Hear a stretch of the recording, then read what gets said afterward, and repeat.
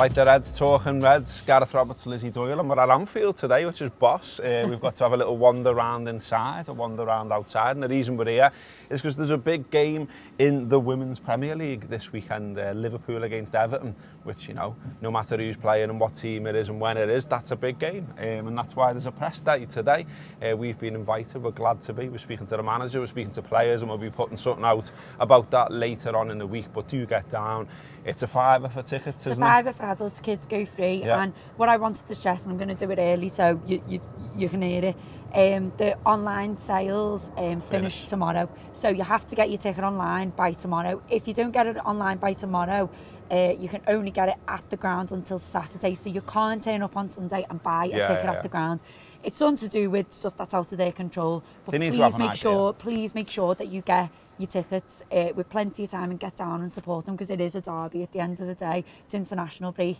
You know, there's no footy on, rubbish international footy like England and that. Bit boring. Come and watch a derby instead, and it'll mean the world to them, and we want to get this ground as full as possible. Yeah, they need to get an idea, I think, on the numbers that will be turning up, so, you know, they can't just leave it to chance, so that's what the reason is for that. So, yeah, get involved. Good one to blood the kids as well, I always say. Yeah, things definitely. Like this, because, you know, I've brought my daughter in the past, and, you know, what a nice place to come to, because, you know, you bring a small child on a big match day, if you like, on a, you know, the biggest of games, and it can be quite intimidating, noise, loud, you know, hard to get to the facilities and all the rest of it. You know, whoever turns up on Sunday, it's not going to be 50,000. So it's a good opportunity to bring the kids down as well and get them into the sport. And young girls as well. Please bring your young girls down and come and watch them. These could be the new role models. So I'd definitely encourage you to bring young girls down. There you go, so that's the plug for all that done.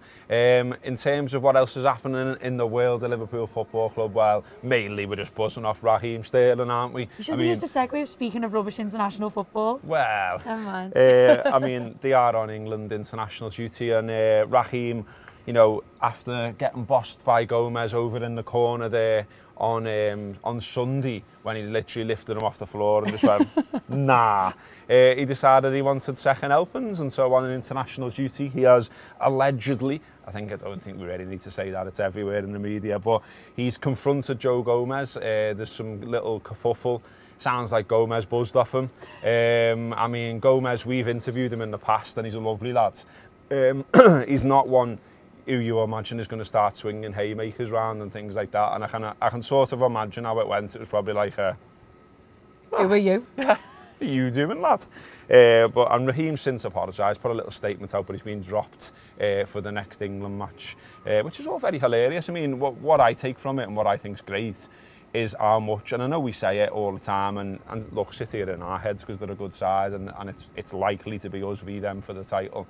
But it is great how much they've lost the shit about this game. Yeah, I mean, we're all talking about the Pep Guardiola gif, aren't we? Like, it's made our lives. So we can go and recreate it down there in a minute. We should do that. But shouting at clouds. What I will say, though, to me, we can laugh at it, but that shows how frustrated he was. And I think it's no coincidence that that's filtered down to his players. Maybe more so Raheem Sterling because of his history with Liverpool, I suppose. You know, he's played here, he gets a fairly bad reception when he comes. Anytime he gets the ball, he's booed.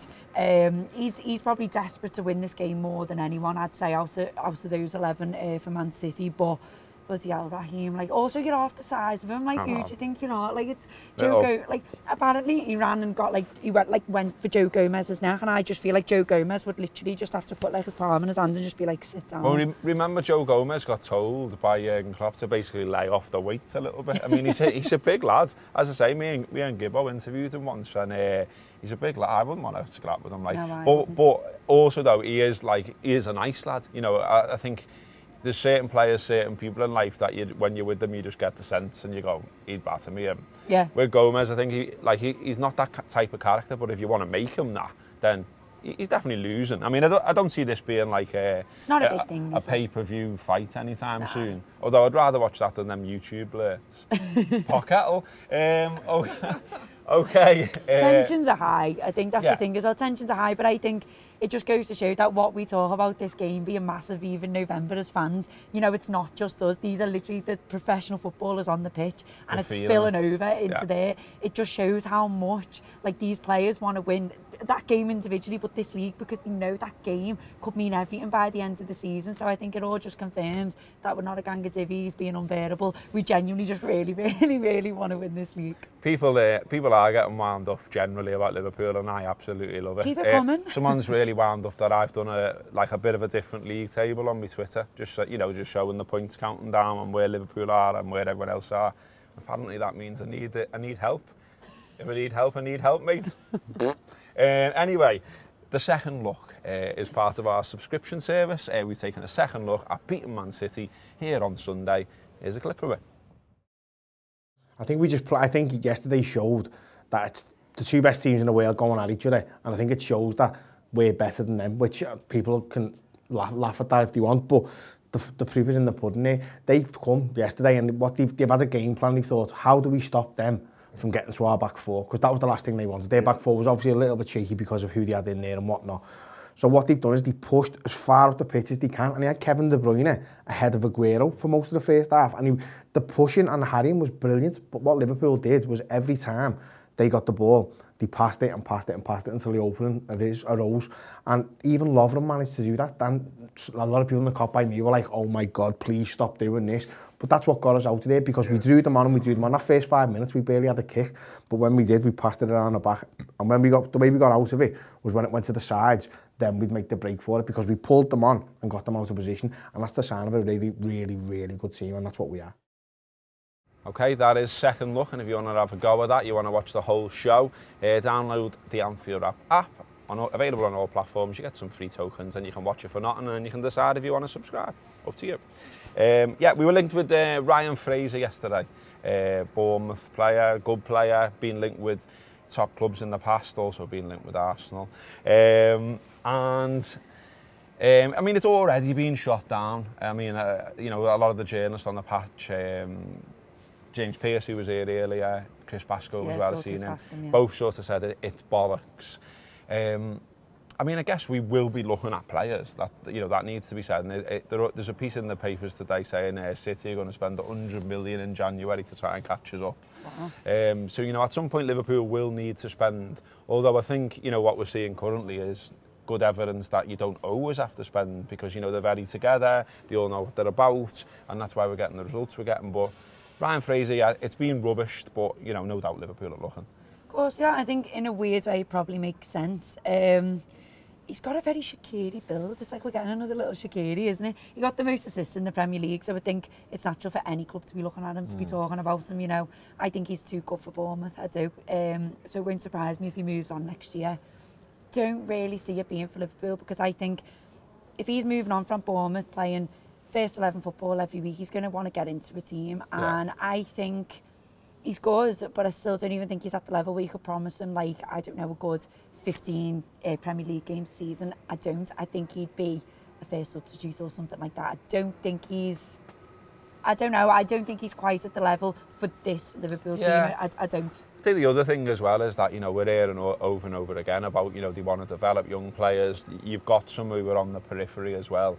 You've got to think how it might affect them if all of a sudden they're, calling him a middling player is a bit harsh, but you know what I mean. Like, he's not like a world superstar. If a world superstar comes in, I think most people go, all right then. Yeah. But if a lad who's just sort of jobbing away at a lower Premier League club, and Liverpool are at the top of the league for fuck's sake, then I think maybe top in Europe.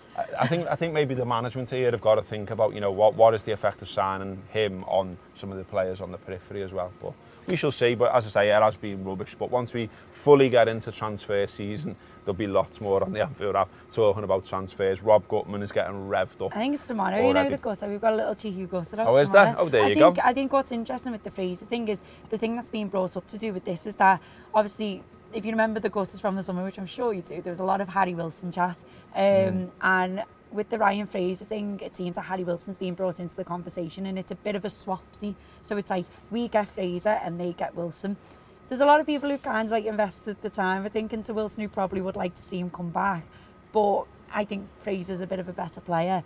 And I think what you were saying about him being like a Midland player, I mean, I'm probably doing this club a disservice saying, oh, I don't know if he'll come.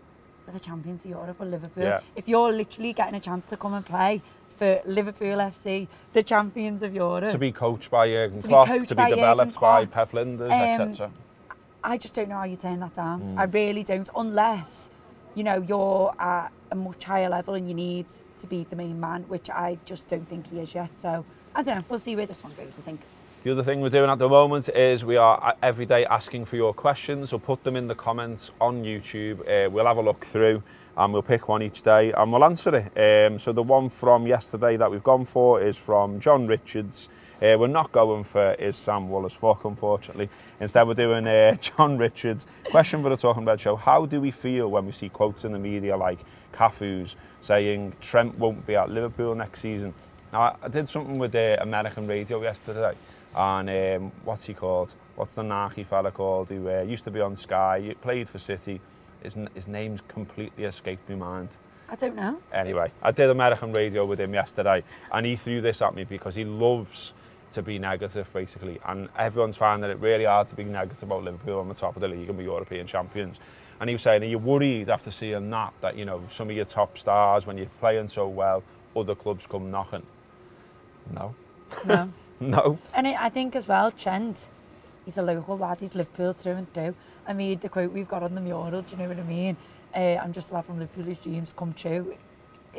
I just don't think at the age of 21, potentially becoming the best in his position in the world under this side, knows he's going to get in. He's being talked about as like the right back De Bruyne with this side. He wants to be the captain as well, he said. He said he wants to be the captain. I think it's a load of rubbish. I don't think he's going anywhere, not next season anyway. I think, you know, it wouldn't surprise me if he looks at someone like Gerrard, looks at someone like Carragher and goes, I want to be the next Gerrard. Yeah. I want to stay here. I've seen my team, you know, nab Fernando Torres get off. I've seen Luis Suarez get off. But if I stay, I think he wants to be that captain, that person who stays and sees out his career here, because I think you can just tell how much he loves this club. Yeah. Obviously, time will tell. Things can change. You know, players can change, form changes, whatever. But next year, loads of rubbish. Sorry, Cafu, you sound, but no. I think money-wise as well, you know, that comes into it, and Liverpool are paying it. Exactly. Liverpool are paying the money, and you know they've incentivised the contracts. They changed the structure of the way they were paying the players. And when they've won the European Cup, they've been rewarded for winning the European Cup, and that's why you see most of the big stars now tied down to long-term contracts. So anyone wants to come sniffing, they're going to have to pay 200 million quid. And so all the best with that. And also as well, I think, you know, the Coutinho tale serves as a reminder that, you know, the grass isn't always greener. And it's bossy here, the grass. Anyway, good. That has been Talking Reds. I think we've plugged everything we were meant to plug there. No, one last thing. Please, please, please vote for us in the FSA Awards. Of course. There we go. There you go. So we've been nominated for fan media, but I think you said the other day as well, there's loads of like Liverpool categories as well. You can vote for, I think, Mane and Van Dijk in one category, but we're up for fan media. We'd really, really, really, really like to win it. We were so close last year. Go to our website, www.theanfielddraft.com/vote for TAW, TAW. Tell your mates, we'll put share it in the on description. Social media. Fuad, we'll put it in the description, won't we, today, mate? Yeah. And Rodney Marsh is the fella that I meant. I finally remembered his name about 10 hours later. Nice one, that has been Talking Reds from Anfield. Look out for the content that we get from Anfield later on in the week. Do consider coming down to the women's game on Sunday as well. Give them your support. Up the fucking Reds.